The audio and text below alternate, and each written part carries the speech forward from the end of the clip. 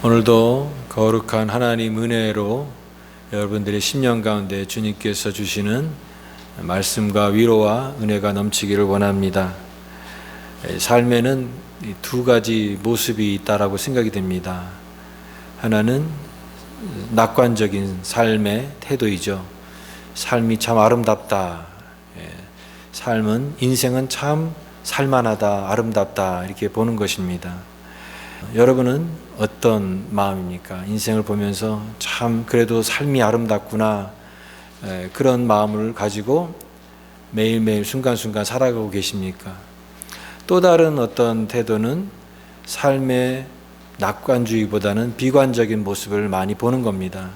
삶이 힘들다, 삶은 아름답지 않고 삶은 너무나 힘들고 고통스러운 곳이다.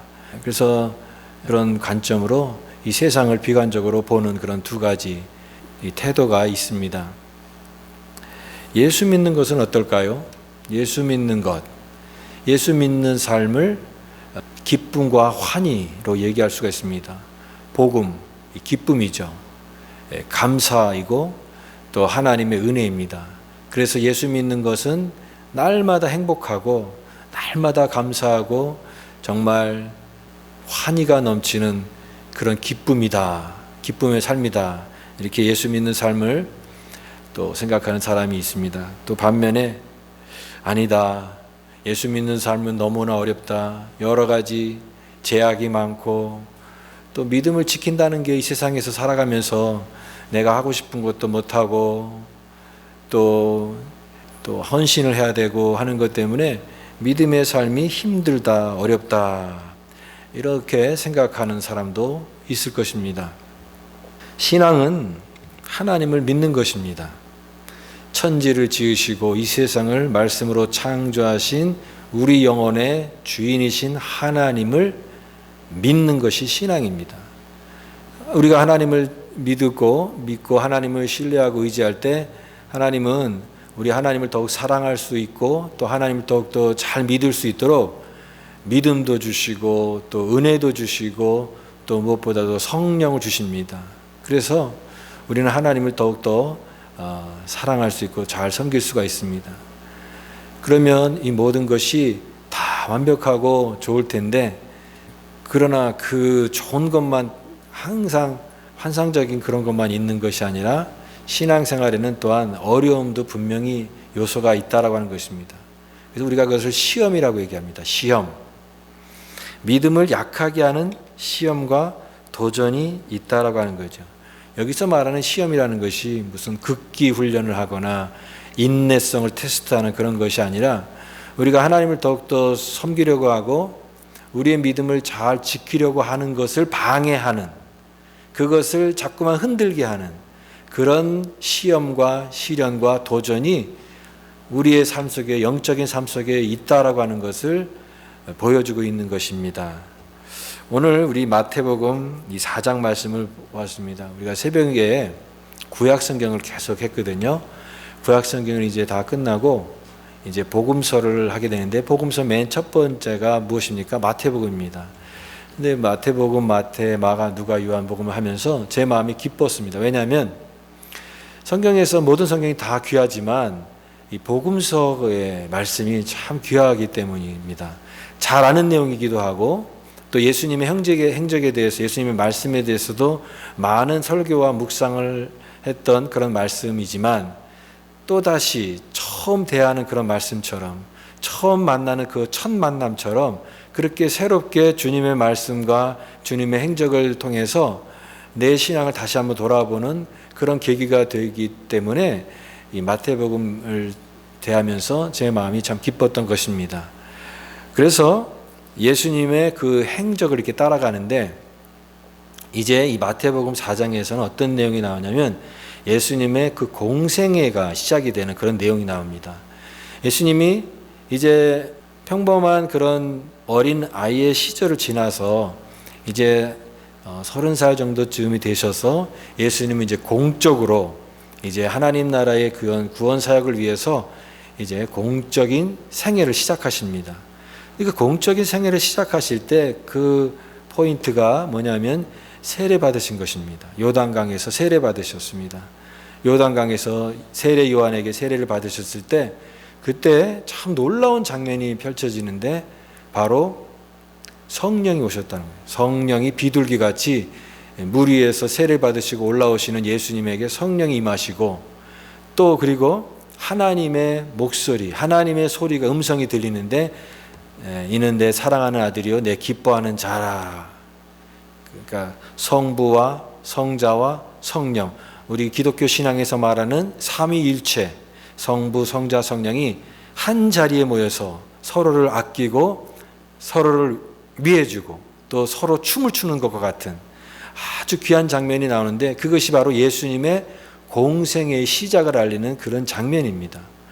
그리고 나서 바로 이제 마태복음 4장이 시작되는데 여기서는 그렇게 영광스러운 모습, 은혜스러운 모습, 성령이 충만한 모습이 아니라 예수님께서는 시험을 받으시는 그런 내용이 나옵니다.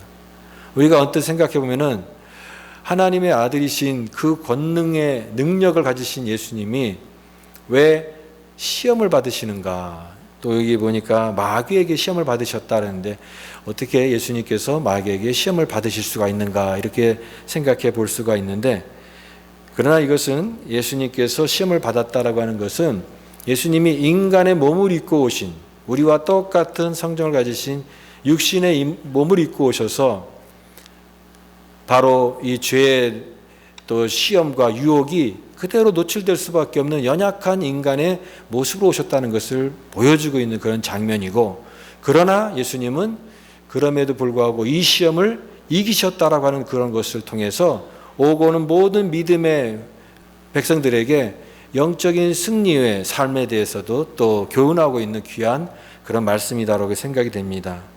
잘 아는 대로 세 가지 시험이 세 가지 시험이었다고 말씀하고 있습니다. 예수님께서 40일을 금식하셨습니다. 40일 금식하면 어떻게 될까요? 너무너무나 힘들겠죠. 4일 금식하는 것도 힘든데 40일 금식하고 나셔서 예수님은 너무나 시장하시고 아무 힘도 없으셨을 것입니다. 그때에 이 사단이 찾아와서 예수님께 첫 번째 시험했던 것은 돌을 떡을 만들어 먹으라라고 하는 그런 내용이었죠. 돌을 떡으로 만들라. 그리고 또 두 번째로는 성전 꼭대기에 세우고 뛰어내리라. 너가 뛰어내리면 너가 능력이 있으니까 뛰어내려도 발에 땅이 닿기 전에 천사들이 딱 붙들어서 돌멩이에 부딪히지 않고 다치지 않게 될 것이다. 한번 너의 능력을 한번 나타내봐라 라고 하는 그런 시험이었습니다. 또 마지막 세 번째로는 천하 모든 영광을 보여주면서 나한테 절하면 이 영광을 주겠다. 어떻게 보면 세 번째 시험은 되게 단순하고 일반적인 시험 같지만 예수님의 모든 사역의 핵심을 흔드는 그런 아주 치명적인 그런 도전이었고 시험이었습니다. 그러나 예수님께서는 이 모든 시험을 다 이기셨고 승리하셨다라고 하는 것으로서 이 예수님의 공생애가 이제 출범하게 된 그런 내용을 보여주고 있는 것이 마태복음 4장이 우리에게 전하는 그런 하나님의 메시지입니다. 우리가 이 예수님의 시험에 대해서 오늘 설교 제목이 시험을 이기는 길인데 우리가 여기서 생각해야 될 것은 그것입니다. 시험이 있다라고 하는 거예요. 대적하는 세력이 있다라고 하는 것입니다. 여러분 우리가 신앙생활을 할 때 우리에게 이렇게 눈에 보이는 것만 이렇게 우리가 집중을 하잖아요. 그러나 영적인 세계는 눈에 보이지 않는 부분이 훨씬 많습니다. 그리고 실제적으로 눈에 보이지 않는 부분이 훨씬 더 우리의 삶을 움직이는 중요한 원동력이다라고 하는 것을 생각을 해야 됩니다. 사단은 교묘하게 숨어 있고 또 우리 삶 속에 잘 보이지 않는 부분에서 이렇게 배후에서 조정하는 그런 자입니다. 그 사단의 실체가 때로는 감춰져 있던 실체가 드러나기도 하는데 그것은 바로 이 창세기부터 나오는 시험하는 자, 이 뱀, 유혹, 또 아담과 하와를 넘어지게 했던 이 사단이 결국은 그 모습을 드러내는 것이라고 볼 수 있습니다. 자기의 정체성을 딱 나타내고 이제 공생애를 시작하는 예수님께 와서 시험하는 것입니다. 그래서 여기서도 이 3절에 보면은 시험하는 자 이렇게 되어 있습니다. 시험하는 자. 예수님을 시험하는 자. 이 사단은 시험하는 자입니다. 우리의 신앙을 시험하는 자. 우리의 믿음을 흔들려고 하는 자. 우리와 하나님과의 관계를 깨트리려고 하는 자. 이 시험하는 자가 있다라고 하는 것을 오늘 이 말씀을 통하여 분명히 깨닫는 것입니다. 혹자는 예수님의 시험이니까 이 시험은 신적인 시험, 그러니까 하나님의 아들인 예수님만이 감당하는 그런 어떤 그 독특한 성격의 시험이니까 우리랑은 상관이 없는 시험이지 않겠느냐, 이렇게 해석하는 사람도 있습니다. 예수님은 하나님의 아들이시고 또 이 세상의 죄를 구원하시기 위해서 오신 구원자이시기 때문에 그 메시아가 감당해야 될 어떤 성격의 시험이고 그 차원의 어떤 시험이지, 우리같이 평범하게 그냥 하루하루 살아가는 우리 신앙인의 삶에 이 시험이 어떻게 적용될 수 있느냐, 이렇게 구분지어서 생각하는 경우도 있습니다. 그러나 저는 그렇게 생각하는 것이 아니라 예수님의 시험의 모습을 통해서 오늘 우리의 모습에도 그대로 연결될 수 있다고 생각이 됩니다. 오늘 우리도 시험이 있지 않습니까? 믿음으로 살려고 할 때 믿음의 삶을 방해하고 또 믿음의 삶을 약하게 하는 여러 가지 시험들이 있습니다. 그건 바깥에도 있고 또 내 안에 있는 모습 속에서도 그런 여러 가지 시험에 이끌리는 그런 모습이 우리에게 있다라고 하는 것을 인정을 할 수밖에 없습니다. 우리는 신앙생활하면서 이런 얘기를 듣습니다. 시험 들었어. 그렇죠? 나 시험 들었어. 나 이제 교회 가기 싫어. 시험이라고 하는 말을 굉장히 부정적으로 그래서 우리가 듣기도 합니다. 또 이런 말을 하죠. 영적인 싸움이다. 영적 싸움. 성도는 영적 싸움을 해야 되고 그 영적 싸움에서 패하느냐 지느냐에 따라서 중요한 판결이 된다. 그래서 영적 싸움에서 승리하는 법, 그런 내용의 책도 있고 많은 내용이 있습니다. 근데 우리가 이런 영적 싸움이라는 것을 거창하게 생각할 필요가 없습니다. 영적 싸움이라는 것이 뭐 나라와 민족을 또 이 사단의 세력을 깨트려 주옵소서, 그렇게 큰 측면에서 물론 기도도 할 수 있겠지만 영적인 싸움이라는 것은 우리의 가장 일상적인 삶에 있습니다. 오늘 주일 예배를 드리면서 내가 교회에 오면서 내 마음에 누군가를 미워하는 마음이 있는데 그 사람을 내가 용서해야지. 근데 아니야, 용서가 안 돼. 그런 마음을 가지고 막 갈등하고 왔다면 그게 영적인 싸움입니다. 내가 오늘 하나님 앞에 왔는데 이 세상적인 것에 자꾸만 마음이 쓰여가지고 그것에 더 집중하느라고 내가 하나님 앞에 집중하지 못했다고 한다면 그것이 바로 영적인 싸움입니다. 이와 같이 영적인 싸움이라는 것은 거창한 것이 아니라 우리가 살아가는 매일매일의 삶이고 나의 마음입니다. 내 마음을 다스리는 일이고 성령 안에서 살아가려는 마음이고 우리의 마음에 이 중요한 부분이 있다라고 하는 것입니다. 그래서 우리의 마음이 중요한 것이에요. 이 마음에서 일어나기 때문에 그렇습니다. 이 예수님의 이 시험을 오늘 조금 더 살펴볼 필요가 있습니다. 먼저 육체적인 약함으로 시험이 온다라고 하는 것입니다. 예수님의 그 40일 동안 금식하셨기 때문에 육체적으로 너무나 배가 고프셨고 또 허기졌을 때 그 약한 부분을 틈타서 이 마귀가 시험을 하고 있습니다. 인간은 다 본능이 있죠. 그래서 여러 가지 본능이 있습니다.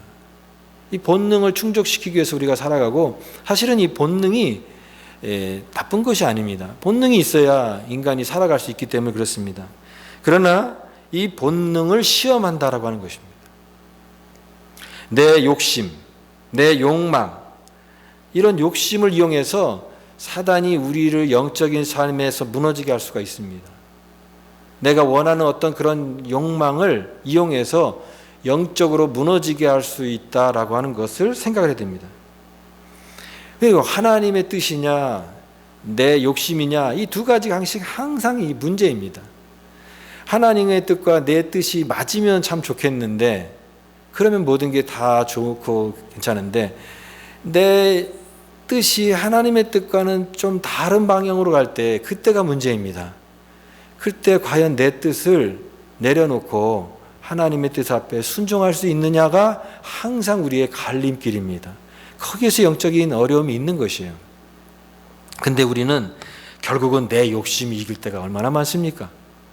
하나님의 뜻을 살려고 하지만 결국은 그 하나님의 뜻이라고 하는 것이 내한테 맞는 것, 내 욕심에 맞는, 내 생각에 맞는 것, 그것일 때 은혜입니다, 하나님 할렐루야 이렇게 하지만 그러나 내 마음에 들지 않으면은 은혜가 안 된다 이렇게 얘기하는 거죠. 어떤 아이가 어머니가 이제 교회 가니까 이제 헌금을 줬는데 이 헌금을 꼭 가다가 이제 뭐 군것질을 하는 거예요. 사 먹는 겁니다. 그러니까 어머니가 그걸 아니까 안 되겠다 싶어가지고 헌금할 돈을 주고 그 다음에 예배 끝나고 나서 이제 사 먹을 돈도 따로 줬습니다. 이 돈은 헌금 드리는 돈이야. 이 돈은 네가 뭐 군것질 할 수 있는 돈이야. 돈을 이렇게 구분해서 이제 준 것이죠. 그런데 어느 날 어머니가 돈이 없어가지고 동전 하나를 주면서 오늘은 군것질할 돈이 없어. 그러니까 이것은 이제 헌금을 드려야 돼. 이제 헌금을 드리는 돈으로 구분을 해서 준 것입니다.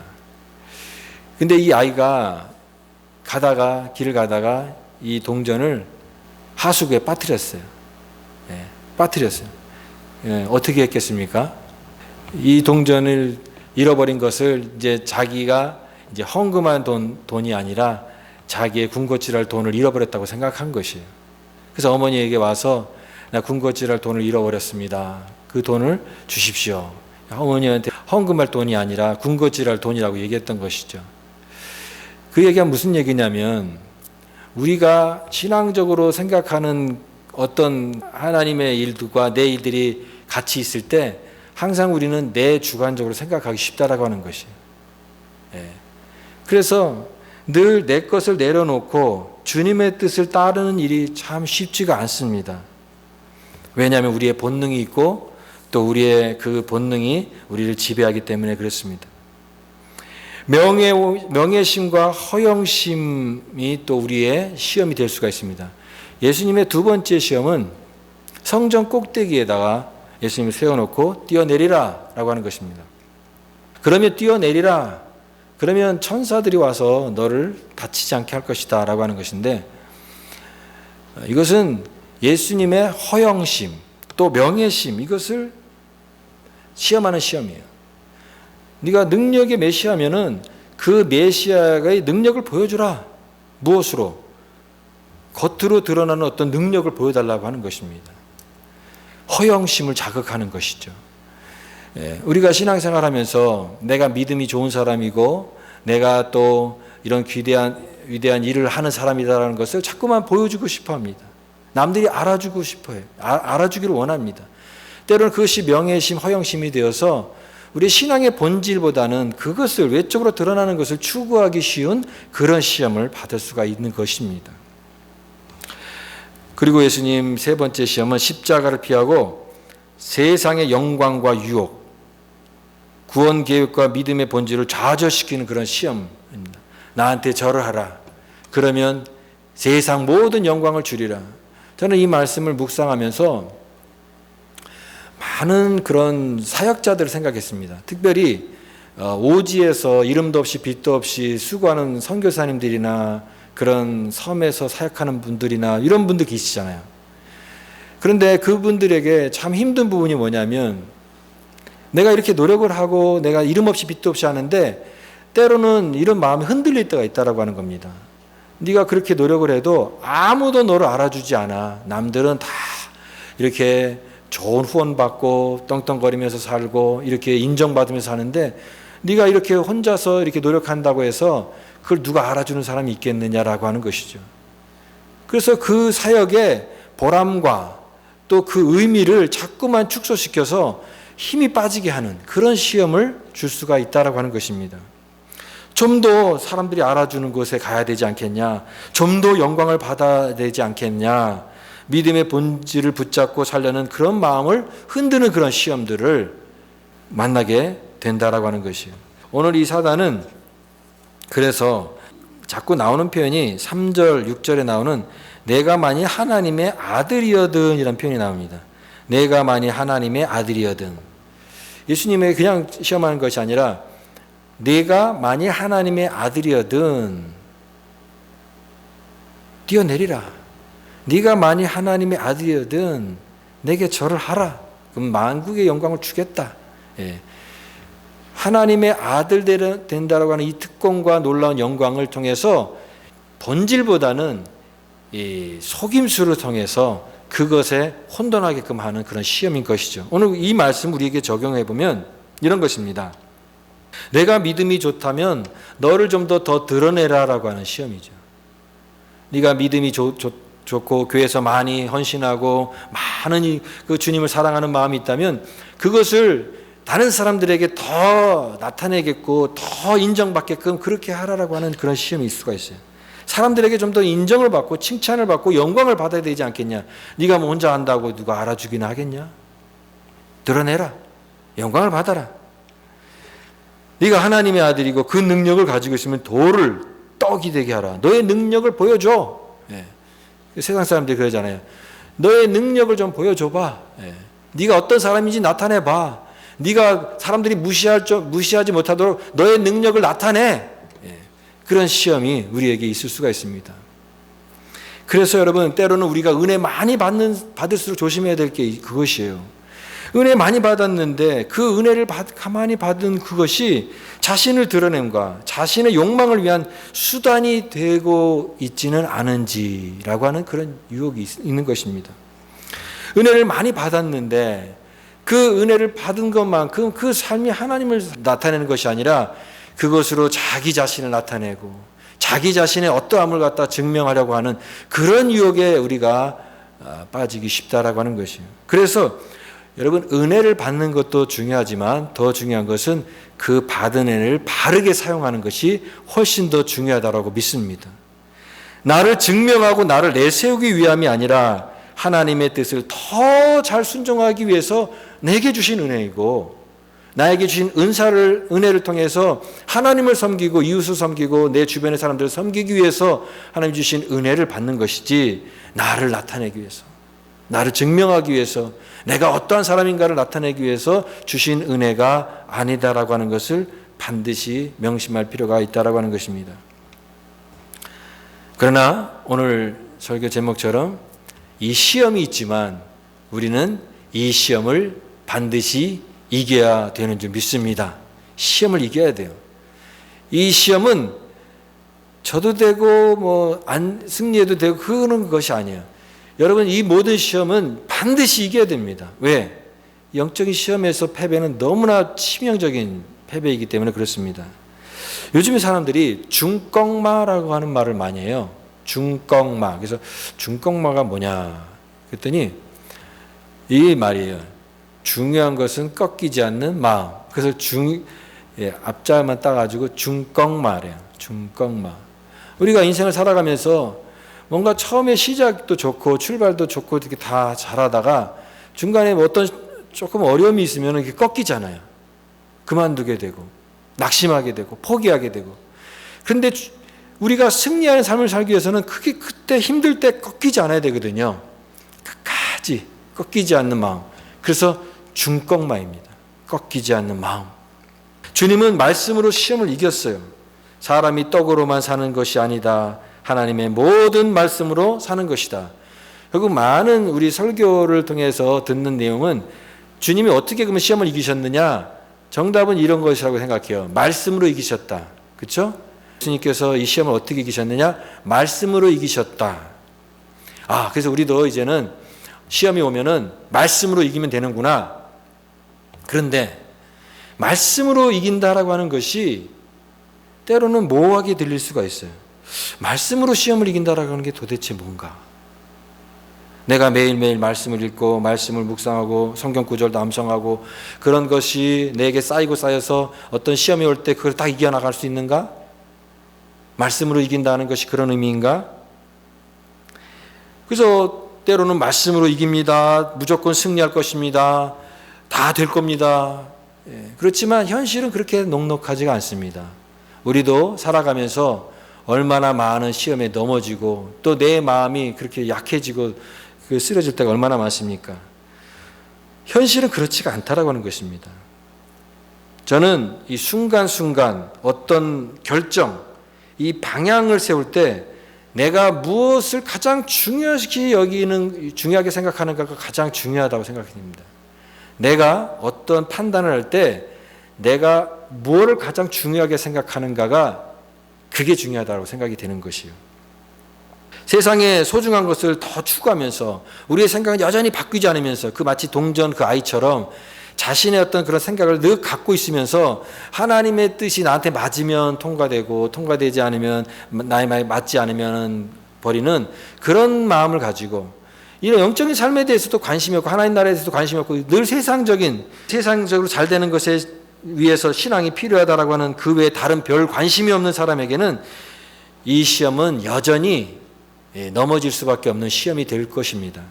어떤 사람들은 세상에 너무 몰입해서 살아요. 그냥 교회는 나오고 신앙생활하지만 내 모든 관점은 다 세상적이에요. 그러면서 세상에서 살면서 나에게도 시험이 오면 어떡하지? 나는 시험을 어떻게 이길 수 있지? 걱정할 필요가 없어요. 마귀는 그런 사람을 시험하지 않습니다. 왜? 이미 세상에 빠져 사니까 그런 사람을 건드릴 필요가 없는 거예요. 어떤 사람을 건드리느냐? 믿음으로 살려고 하는 사람.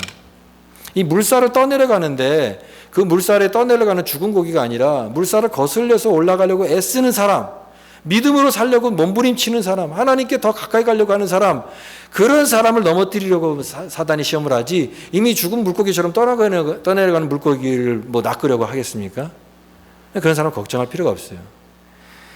내 마음이 지금 어디를 중요하게 생각하는 기준인가가 중요합니다. 저는 무슨 법, 무슨 요령, 비법 이런 말을 좋아하지 않습니다. 그래서 설교 제목에도 응답 빨리 받는 방법, 비결, 영적 축복의 비결 이런 말 되게 싫어해요. 왜냐하면 비결, 무슨 비법 이런 것이 나중에 보면은 별거 없더라고요. 별거 없어요. 예. 오히려 저는 단순함이 중요하다고 생각이 됩니다. 묵묵히 예수의 길을 순종하며 따라가는 것이 승리의 비결이에요. 시험을 이기는 비법이 따로 있는 게 아니라 나사렛 예수 그리스도 그분의 길을 묵묵히 순종하며 따라가는 것이 영적 승리의 시험에서 이길 수 있는 길입니다. 길이에요. 그래서 꾸준히 한 방향으로의 순종이기 때문에 그게 길이고 그게 방향성이고 그게 믿음입니다. 그럴 때만 우리가 순종할 수가 있습니다. 저는 우리의 관심사가 바뀌어야 된다고 믿습니다. 여전히 떡에 대한 관심, 이 세상의 좋은 것에 대한 관심에 거기에 다 함몰돼 가지고 거기에만 머리에 있는 사람은, 그리고 하나님의 나라는 조금씩 양념식으로 관심의 촉수를 들이밀고 그저 거기 필요한 것만 이렇게 취하려고 하는 그런 태도를 바꾸지 않는 이상 여전히 우리는 이 시험에서 벗어날 방법이 없습니다. 그 안에서 살아가는 거죠. 제가 이번에 독일의 한인교회에 가서 예배를 드렸습니다. 독일의 한인교회 한인들이 이렇게 모여서 참 경건하게 예배를 드리는데 그 중에서도 가장 은혜 받았던 부분이 성가대 찬양이었어요. 독일에 이제 음악 유학생들이 많이 있다 보니까 또 성가대가 찬양해도 기가 막히게 하더라고요. 아주 무슨 사부화물 하는데 너무 은혜스러운데 그 음색보다 더 은혜스러운 것은 가사였습니다. 제가 이 찬양을 처음 알게 됐는데 그 찬양이 이제야 돌아봅니다. 이제야 돌아봅니다. 제가 이 찬양 가사를 한번 다시 이렇게 찾아봤어요. 내 삶이 먼저였는지 주님이 먼저였는지 이제야 내 뒤를 돌아봅니다. 내 욕심만을 채우려 주 십자가의 보혈을 잊고 살았는지 헛되고 헛된 자랑에 주의 영광을 가렸는지 이제야 내 뒤를 돌아봅니다. 나의 교만과 욕심이 찬란한 주의 영광을 가리고 살았는지 이제야 주의 탄식 소리 들리고 이제야 주 얼굴에 눈물 보이니 어리석고 어리석은 죄인을 주여 용서하여 주소서. 나의 모든 지식과 자랑은 주 십자가 뒤에 숨겨두고 주님만 나타내기를 간절히 원합니다. 이제야 주의 탄식 소리 들리고 이제야 주 얼굴에 눈물 보이니 어리석고 어리석은 죄인을 주여 용서하여 주소서. 나의 모든 지식과 자랑은 주 십자가 뒤에 숨겨두고 주님만, 내 주님만 나타내기를 간절히 원합니다. 나의 모든 지식과 자랑은 주 십자가 뒤에 숨겨두고 주님만, 내 주님만 나타내기를 간절히 원합니다. 간절히 원합니다. 이제야 돌아봅니다. 사실 우리가 신앙적으로 열심히 있는 그런 것이 내 욕심일 때가 많아요. 가만히 돌아보면 부끄러워요. 우리 자신이 굉장히 부끄러운 모습입니다. 그래서 돌아봐야 돼요. 내 욕심이었는지, 주님의 뜻이었는지 이제야 돌아봅니다. 그래서 우리는 우리 자신을 깊이 돌아보게 되는 것입니다. 오늘 결론적으로 두 가지 여러분들에게 이 시험에 이기는 길에 대해서 나누기를 원합니다. 하나는 겸손함, 그 다음에 하나는 담대함입니다. 여러분, 이 담대함과 겸손함을 우리 모두에게 주님께서 주시기를 원합니다. 겸손함은 우리 주님도 시험을 받으셨잖아요.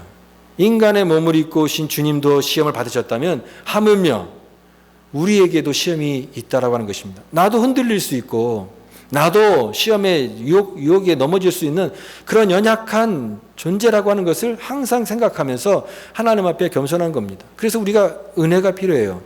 어제의 은혜가 아니라 오늘의 은혜예요. 오늘도 하나님 또 필요합니다. 오늘도 나를 붙잡아 주세요. 겸손한 것입니다. 나 자신도 연약한 존재입니다. 그러나 겸손함만이 아니라 또 필요한 것은 담대함입니다. 담대함. 오늘 예수님께서는 이 담대함으로 하나님의 말씀을 가지고 사단의 모든 공격과 도전을 이기셨습니다. 말씀으로 이기신 주님처럼 우리도 무장하고 영적으로 함께하면 사단 마귀를 물리칠 수 있다는 이 담대함을 가져야 된다라고 하는 것이에요. 성령의 전신갑주에 대해서 배웠습니다. 믿음의 방패, 구원의 투구, 의의 흉배, 진리의 허리띠, 성령의 검, 말씀을 가지라고 했죠. 영적으로 우리가 이런 말씀으로 무장하게 될 때 이 담대함을 가지고 나아가게 되면 이 사단 마귀는 꼼짝을 못하는 것입니다. 우리의 도전의 상대가 되지 않습니다. 하나님께서 힘을 주시면 그 모든 도전을 다 이겨나갈 수 있는 능력이 우리에게 있다라고 하는 것을 분명히 믿고 담대함을 가지고 우리가 이 싸움에서 이겨야 되는 것입니다. 그래서 오늘 여러분께 권면합니다. 삶의 그때그때 필요한 요령이나 방법보다는 한 방향으로 꾸준히 가십시오. 한 방향으로 오랫동안 순종하면서 가는 길, 그 길이 승리의 길입니다. 매일매일 반복되는 평범한 일상 속에서도 내 마음을 잘 지키십시오. 누가 조그만 말 한마디 때문에 마음이 막 속상하고 무너지는 그런 인생이 아니라 흔들리지 않는 마음, 굳건한 마음, 그런 마음을 가지고 하루하루 매일매일 기쁘게 하나님과 동행하는 그런 마음을 잘 유지하십시오. 잠시 마음이 흔들릴 수 있고 무너질 수 있지만 중요한 것은 꺾이지 않는 마음이다. 하나님, 내 마음을 누구도 꺾지 않습니다. 내 마음을 꺾지 않겠습니다. 꺾이지 말고 굳게 서십시오.